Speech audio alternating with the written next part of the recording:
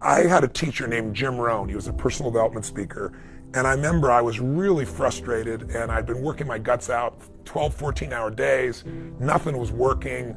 And I was pissed off and I was frustrated. And he said, Tony, he said, you're so focused on expecting things to happen so fast. And he said, you know, if you really focus instead on building your skills, your gifts will make room for you. Today, people have no patience. We all want it right now. And people don't only not commit to mastery, they think they have all the answers, they try a few things, if it doesn't work, they run to something else. If you want a great jump in the quality of your life, an extraordinary jump in the quality of your life, you gotta set yourself up to win. You gotta set yourself up with a process that allows you to consistently grow, consistently enjoy your life, and consistently produce the results that you're really after. Success is very simple. If you have a clear goal, make a plan to achieve it, and then do something, at least one thing each day, that moves you one step closer to your most important goal.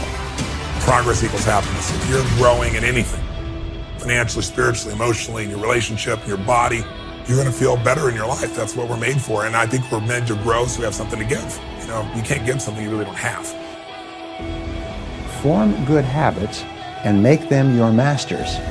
Most people are interested, they're not committed. And the difference is when you're interested, you do what's convenient and what's easy.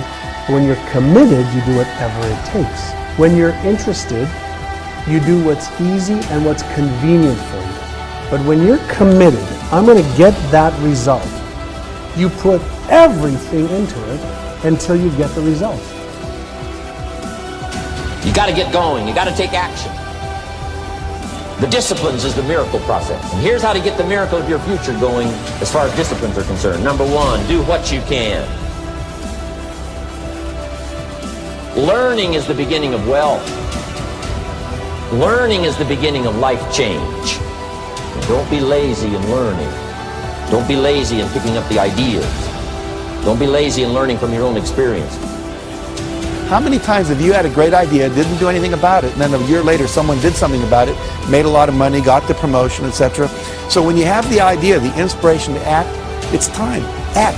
You don't have to know it perfectly. I am strength, I am wise, and I am passion! If you decide you're going to do something, do it. You know, they've done dozens and dozens of studies over the years. They find that there's one major difference between successful people and unsuccessful people. Successful people launch. They start. They get on with it. They just do it. Unsuccessful people get the same ideas and the same information, but they've always got an excuse for not starting. If you have a big enough reason why you want to achieve something, you'll do whatever it takes. But if your reason isn't big enough, your excuses will be. And one of the things that we kind of believe and hang on to and live with is this whole idea that all of the things that happened to me in my past are what are keeping me from doing what I'd like to do today. So we hang on to these things and we fill ourselves with blame. Because life is not so simple and black and white. My mother beat the shit out of me. She loved me. She was freaked out I was going to leave. I was her source of everything. I blame her for all the beauty in my life. I blame her that I have the woman I have in my life because I cherish my wife because I know what the opposite is. I blame her for the capacity to feel and care. I blame her for my insatiable hunger to end suffering for any human I can. Because I suffered a ton. Get emotionally fit by learning to trade what upsets you, which is your expectations that aren't being met. Trade your expectations for appreciation for what you do have. Your whole life changes in a moment. Because our expectations make us pissed off or frustrated or worried or sad, and we all have them, and I have them too. But when they come up, I just remind myself, look, this is just my mind. I'm more than this mind. I got a heart and soul. What can I appreciate? How can I use this challenge to go to a deeper level? And that's the only way we get free. The only way to have a great life is decide I'm going to find beauty in anything that happens in my life. I'm sure if you look back on your life, most of us have had experiences where, you know, something horrible happens, something you never want to go through again in your lifetime. But at the same time, you know that 5, 10 years later, you look back and go, I would never want to go through it. I would never want anybody I care about to go through that. But I'm glad I did, because it made me so strong to deal with that. When you change the way you look at things, the things you look at change. What makes us suffer is our thoughts, right? We're the only creatures on earth that can have thoughts and then make ourselves feel like shit, or have thoughts and make ourselves feel good. And most people don't master their minds. And so their minds go crazy, and we believe our thoughts. We believe that if this doesn't happen, our lives are going to be so stressed or over. And most of it is just bullshit. The mind is looking for what's wrong. Your heart can change all that.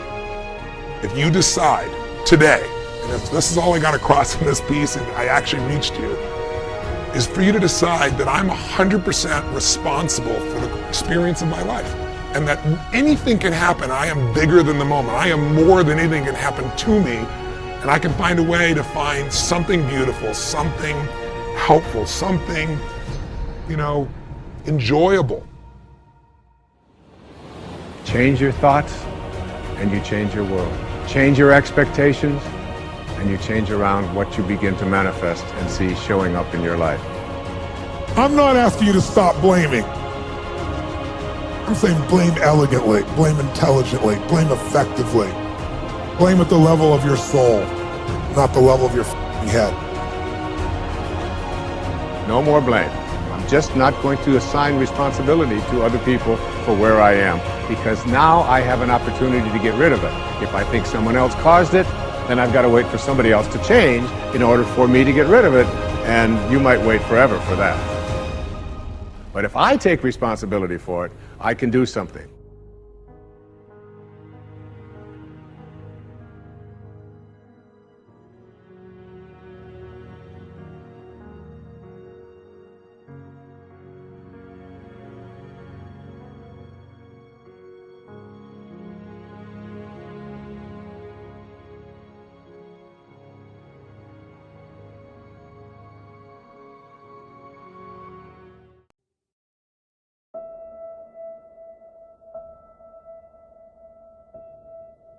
We look at the wealthiest people in America today, Warren Buffett, Michael Dell, of course, Bill Gates, Paul Allen, and the Walton family, all first-generation multi-billionaires.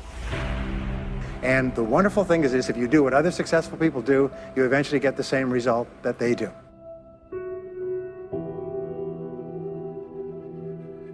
There are many ways to get the things that we want for ourselves in our lives. But basically, it all begins with how we choose to think. If you really want to get lasting change, real results that stick around, what do you got to do? If you want lasting change, you've got to give up this idea of trying something. You got to decide you're going to commit to mastery. Most people dabble. They talk about, well, I'd like to change my body, I'd like to make my relationship better, I'd like to have more passion there, but they don't know what to do, and even if they did, they don't have enough detail to be able to follow through. If we want to achieve another result that we've never achieved before, then we have to become somebody different.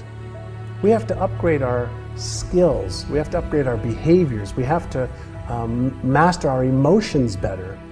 Self-made millionaires have been studied exhaustively, they've been analyzed, they've been interviewed by the hundreds of thousands and millions, and what we know is exactly who they are and what they do and how they think. And the wonderful thing is if you do what other successful people do, you eventually get the same result that they do. Walt Disney said, if you can dream it, you can do it, which means that you're never given a dream that comes out of your own desire place that isn't something you have the capacity to fulfill. You may have to learn some new skills, you may have to partner up with some people, you may need to learn how to access some new resources along the way, but all of that is possible if you'll simply dream the big dream. Have a mind that is open to everything and attached to nothing. One of the central principles of my life is that no one knows enough to be a pessimist about anything. And that each and every one of us, when we close our mind to what is possible for us or what is possible for humanity, closes off the genius that resides and lives in each and every one of us. Decide what you want. You can't get from here to there unless you know where here is and there is. So if you're going to decide what you want, go for what you want, not what you think is possible. Most people hone down their dream because they can't see how they can do it. And I'm saying to you, dream as big as you want. In fact, big dreams are exciting. Big dreams attract big people. Tom Brady's on the downside of his career, and if you ask me if he'll ever get to another Super Bowl, I have one answer. No way, no how. Does he wow you throwing the ball? There were some other guys that could shoot it, and he had just an okay arm. At the combine, when you watch Tom, you saw this tall, gangly-looking kid, looked like having ever seen a weight room. Ran a 5.2 something. One of the slowest quarterbacks in the combine. This is the draft report on you. Basically, it goes poor build, skinny, lacks great physical stature and strength. Lacks mobility and ability to avoid the rush, lacks a really strong arm, can't drive the ball downfield, does not throw a really tight spiral. System-type player who can get exposed if forced to add lift. And gets knocked down easily.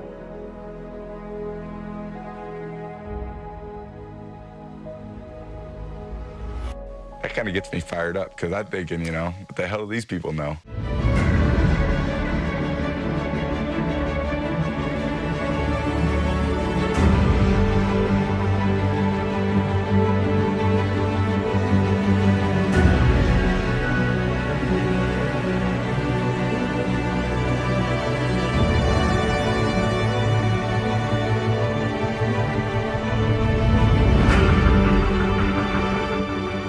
People don't believe in you. Is obvious by, 6 other quarterbacks taken and 198 other picks. And I always felt, you know what, once I get my shot, I'm gonna be ready. I'm gonna really take advantage of that. It's gonna be a great comeback, guys. It's gonna be a great comeback. Hey, rise up. Hey, take it to another level, all right? Michigan is continuing to try to get Henson more and more opportunities to go out there and get experience because his upside is so much higher than Tom Brady's. Played football till my freshman year, and as a freshman I was the backup quarterback on a team that was 0-8. He wasn't deemed good enough to play one offensive play as a quarterback. There were 7 guys on the depth chart when I got there. The only reason why I played my sophomore year was because the kid who was the freshman quarterback stopped playing because I'm not playing football anymore. So I was like, I guess I'm gonna play, and I always had a decent arm, but I just really took to the game. Against Penn State, Michigan trailed by 10 in the final minutes. Middle's open, reaches for the touchdown, Michigan. And the legend of the comeback kid was born. Turns it and in, touchdown, Tom Brady. He was skinny, slow, right? Too pretty to be a football player. But he was smarter than everyone. And he studied night and day and night. Nobody works harder than Tom Brady. We were led to believe that he was going to be drafted, possibly second round, probably third round. You see, so-and-so get picked, and then there's 9 more picks gone until one team that you think was interested. You get pretty anxious. It was hard. I remember taking a walk with my dad and mom around the block.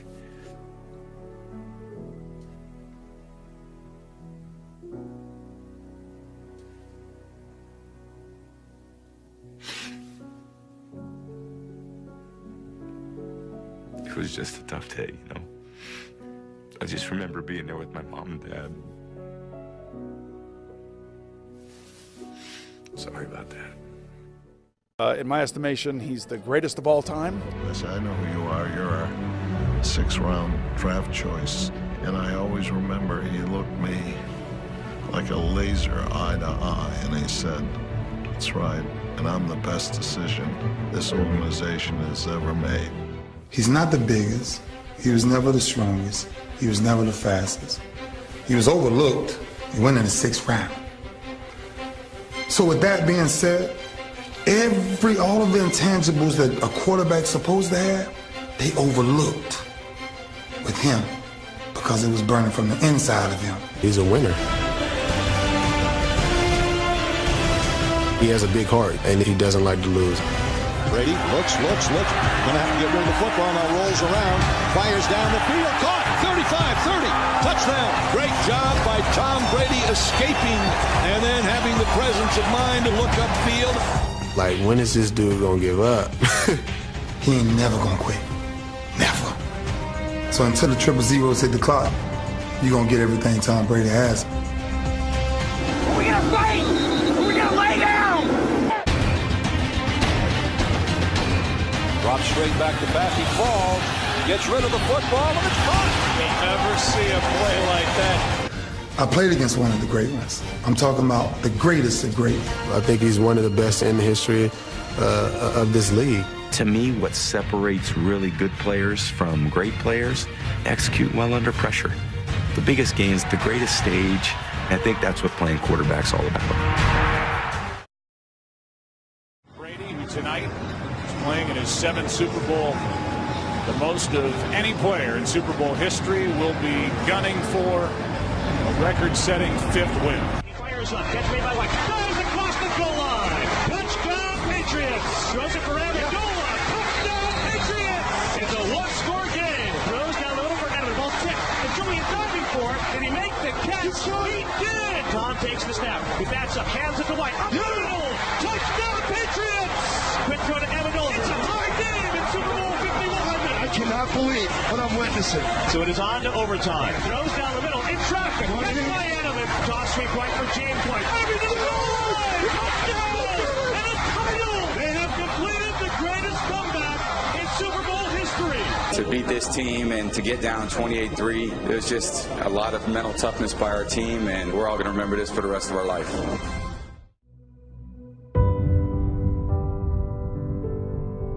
How many times have you heard that you can't do this, you can't do that, and it has never been done before?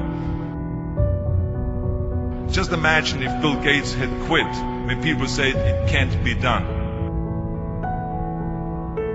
I hear this all the time. As a matter of fact, I love it when someone says that no one has ever done this before, because then when I do it, that means that I'm the first one that has done it. And I said to my family, I want to be a bodybuilding champion. Now you can imagine how that went over in my home in Austria. My parents, they couldn't believe it. They would have been just happy if I would have become a police officer like my father, or married someone like Heidi, who had a bunch of kids and ran around like the Van Trapp family in Sound of Music. That's what my family had in mind for me, but something else burned inside me. Something burned inside me. I wanted to be different. I was determined to be unique. I was driven to think big and to dream big. Everyone else thought that I was crazy. My friend said, if you want to be a champion in a sport, why don't you go and become a bicycle champion or a skiing champion or a soccer champion? Those are the Austrian sports. But I didn't care. I wanted to be a bodybuilding champion and use that to come to America and use that to go into the movies and make millions of dollars. So pay no attention to the people that say it can't be done. After all, I remember that after I was finished with my bodybuilding career, I wanted to get into acting and I wanted to be a star in films. You can imagine what the agents said when I went to meet all those agents. Everyone had the same line, that it can't be done. The rules are different here. He says, look at your body. You have this huge, monstrous body and overly developed that doesn't fit into the movies. You don't understand. This was 20 years ago, the Hercules movies. Now there's the little guys that are in, Dustin Hoffman, Woody Allen, Jack Nicholson. And the agent also complained about my accent. He says, no one ever became a star with an accent like that, especially not with a German accent. And yes, I can imagine with your name, Arnold Schwarzenschnitzel or whatever the name is, on a billboard. Yeah, that's going to draw a lot of tickets and sell a lot of tickets. Yeah, right. So this is the kind of negative attitude they had, but I didn't listen to those rules. Even though they were very nice and they said, look, we can get you some bit parts. We can get you to be playing a wrestler or a bouncer. Oh, maybe with your German accent we can get you to be a Nazi officer in Hogan's Heroes or something like that. But, I didn't listen to orders. These were their rules, not my rules. I was convinced I could do it, that if I worked as hard as I did in bodybuilding, 5 hours a day, and I started getting to work, I started taking acting classes, took English classes, took speech classes, dialogue classes, accent removal classes I even took. And finally I broke through. And I started getting the first parts in TV, Streets of San Francisco. Lucille Ball hired me. I made Pumping Iron, Stay Hungry, and then I got the big break in Conan the Barbarian. And there the director said, if we wouldn't have Schwarzenegger, we would have to build one. Now think about that. And then when I did Terminator, I'll be back. Became one of the most famous lines in movie history, all because of my crazy accent. Now think about it, the things that the agent said will be totally a detriment and will be impossible for me to get a job, all of a sudden became an asset for me. All of those things, my accent, my body and everything. So it just shows you never listen that you can't do something. And you have to work your way up, of course, run for something else first. I mean, it was the same when I ran for governor. The same lines that you have to work your way up, it can't be done. And then, of course, I ran for governor, and the rest, of course, is history. They said you have to start with a small job as mayor, and then as assemblyman, and then as lieutenant governor, and then as governor. And they said, that's the way it works in a political career. I said, I'm not interested in a political career. I want to be a public servant. I want to fix California's problems and bring people together and bring the parties together. So, like I said, I decided to run. I didn't pay attention to the rules, and I made it, and the rest is history. People ask me all the time, they say to me, what is the secret to success? So many young people are getting so much advice from their parents and from the teachers and from everyone. But what is most important is that you have to dig deep down and ask yourselves, who do you want to be? Not what, but who. And I'm talking about not what your parents and teachers want you to be, but you. I'm talking about figuring out for yourselves what makes you happy. No matter how crazy it may sound to the people. I spent a lot of time by myself so I could figure out and listen to what is inside my heart and inside my head. Something burned inside me. I wanted to be different. I was determined to be unique. I was driven to think big and to dream big. I always wanted to be very intense. I always wanted to be number one. I took it very seriously in my career. And so this intensity always paid off for me. This commitment always paid off for me. I didn't want to just be a bodybuilding champion. I wanted to be the best bodybuilder of all times. I didn't want to just be a movie star. I wanted to be a great movie star that's the highest paid movie star and have above the title billing. I mean, how many times have you heard that you can't do this and you can't do that and it has never been done before? I hear this all the time. I was told to my face, you're nothing but a giant muscle. You can't act. You have no future and you have an accent that is laughable. That just shows you again so much for it can't be done. This is why I try to tell you, anything and everything can be done if you can visualize it, if you believe in yourself. You're going to find the naysayers in every turn that you make. Don't listen. Just visualize your goal, know exactly where you want to go. Trust yourself. So pay no attention to the people that say it can't be done.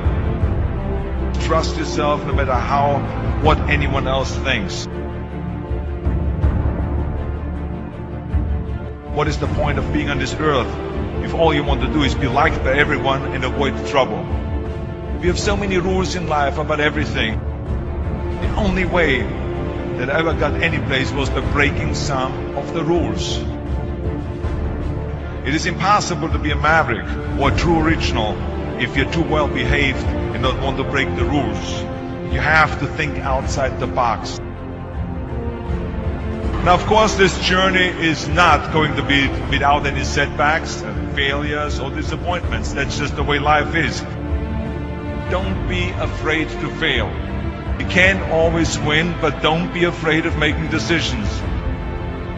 can't be paralyzed by fear of failure, or you will never push yourself. You keep pushing because you believe in yourself and in your vision. And you know that it is the right thing to do, and success will come. So don't be afraid to fail.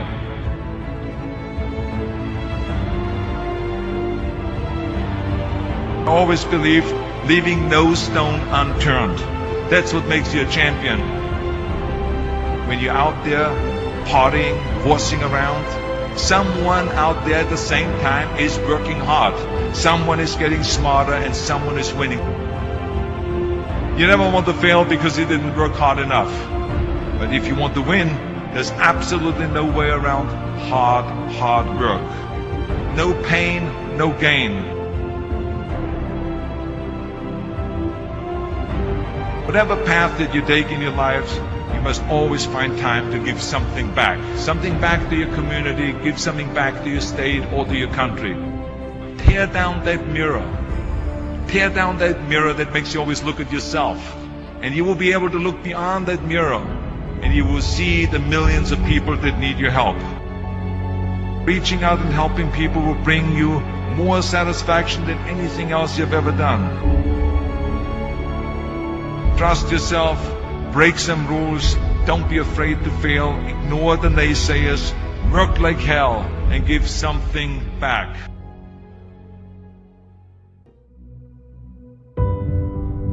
I remember my mother-in-law, Eunice Kennedy Shriver, when she started Special Olympics in 1968, people said that it would not work. The experts, the doctors that specialized in mental disabilities and mental retardation said it can't be done. You can't bring people out of the institution. You can't make them participate in sports, in jumping, in swimming, and in running. They will hurt themselves. They will hurt each other. They will drown in the pool. But let me tell you something, now 40 years later, Special Olympics is one of the greatest organizations in 164 countries dedicated to people with mental disabilities and with intellectual challenge. And she did not take no for an answer. And the same is when you look at Barack Obama. I mean, imagine if he would have listened. If he would have listened to the naysayers, he would have never run for president. People said it couldn't be done, that he couldn't get elected, that he couldn't beat Hillary Clinton, that he would never win the general election. But he followed his own heart, he didn't listen to the you can't, and he changed the course of American history.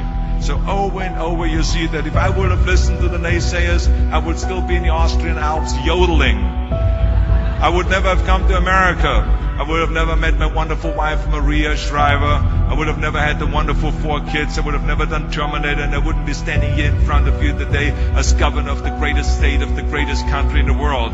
So I never listened that you can't. I always listened to myself and said, yes, you can. I was an apprentice plumber. I did a year in that, and it just wasn't for me, you know. It's either all or nothing in the game. I mean, you have to. If you're not training twice a day, if you're not dedicated, you're not going to go anywhere. So after that fight, when I lost, and I'm looking at all these people, and they're all celebrating my demise and saying I'm done and this, and it certainly lit a fire under my belly. I'm a professional MMA fighter with a record of 4-1. I'm an up-and-coming fighter, and without a doubt, you will see me on the UFC in the near future. Nobody knows what they're in for. Everybody's writing me off. Everyone has this little, you know, but they're going to be in shock. Make no mistake about it. Trust me, I'm going to stop Floyd, and you're all going to eat your words. The whole world is going to eat their words. Every single person doubted me. Every single fighter doubted me. Doubt me now.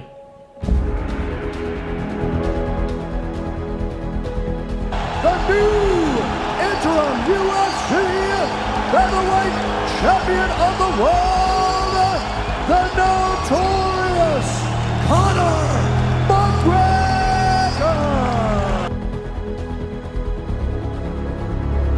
Ladies and gentlemen, the reigning, defending 155-pound champion of the UFC, the notorious Conor McGregor.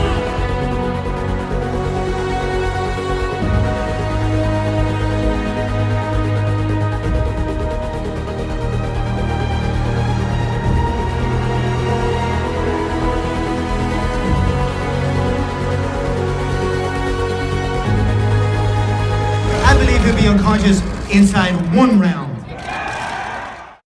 Throwing this out there, which would be a mega fight. What about fighting Floyd Mayweather one day? You and he in a ring together. In a boxing? In a boxing match? I'm open to discussion. Come at me. But I hold the key. It is me who holds the key to the fight game.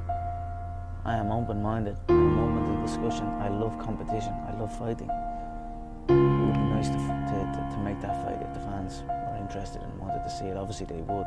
It would be $1 billion fight, surely. Yeah. I'm all about them numbers, Gareth. So I would certainly do that, no problem. When you're chasing your dream and when you're working hard, chasing something you love and completely dedicated, it just happens. You can't really notice it. You know, even still to this day, I'm in an amazing position in my life, but I'm still working like I'm not. I'm still working like I'm not in this position. Absolutely. I'm still working like none of this is even. You know what I mean? Yeah. It's just something I love to do, and I just keep pushing and keep working hard. I can't pinpoint an exact moment for you, but if anything, I always felt like it was happening way back then, and now it is happening. But now I almost feel like it's not happening. You know what I mean? And I want to push to something else. Absolutely. I'm always striving to push forward. So. Yeah, I don't just knock them out, I picked around, John. Yeah, I said this, I'm sure you are probably all thinking in your head, this guy is talking absolute dribble. He's not gonna do what he says he's gonna do. You are probably all sitting there thinking that. But now here we are again, and I done what I said I was gonna do. I feed off this. I love this stuff. This is what gives me energy. Saying I'm gonna do something. Putting it out there for the world to see, and then going out and doing it. There's no better feeling in the world than that, and it's as easy as that. Say what you're gonna do, and go and do it. I've been listening to them laugh my whole career. They've been laughing. What, an Irishman win a Cage Warriors world title? Hell no. You serious? An Irishman? An Irishman win a fight in the UFC? Hell no. Laughs all around. Okay, you gotta win.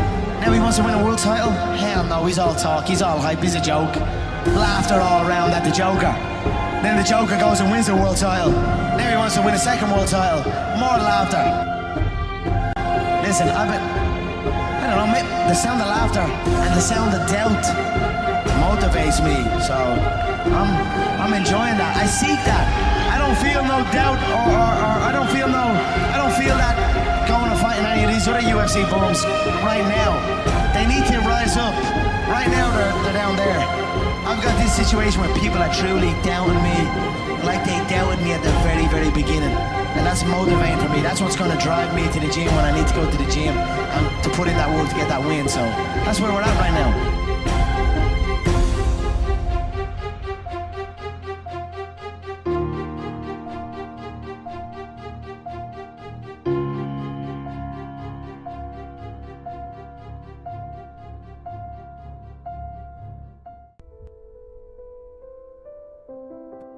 So you don't think you can? You don't think you can do it? Think again. No, you can. If you haven't done it, keep striving. Keep working. Don't let up. Things don't come easy. You gotta find it, whatever it is, within yourself. Don't quit. Don't quit.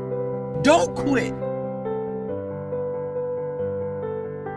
So, just because you fail doesn't mean you're a failure, all right? So I just need you to do me a huge favor, and I just need you to keep going, try to make that one different decision that you've not made before. Then my last one is don't let the distractions distract you. I know, real simple, but don't let the distractions distract you.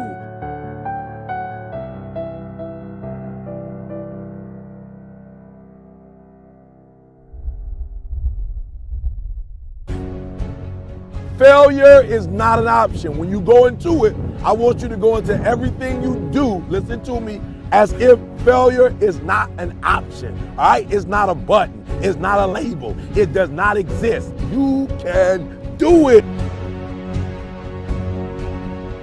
Don't let nobody steal your dream. I used to ask myself, can I do this? And something said within me, you're the one. You're the one.